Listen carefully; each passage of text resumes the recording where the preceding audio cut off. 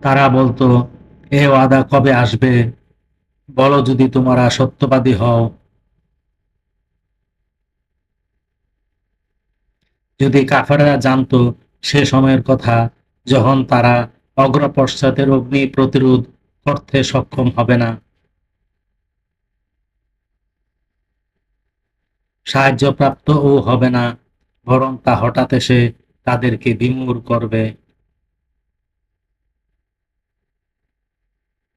তখন তারা তা না প্রতিরোধ করতে পারবে আর না অবকাশ পাবে।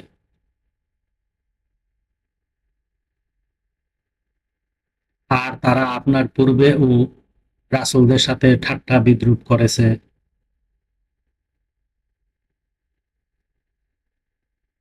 যে বিষয় নিয়ে তারা বিদ্রূপ করত তাই তাদের ঘিরে ফেলেছিল।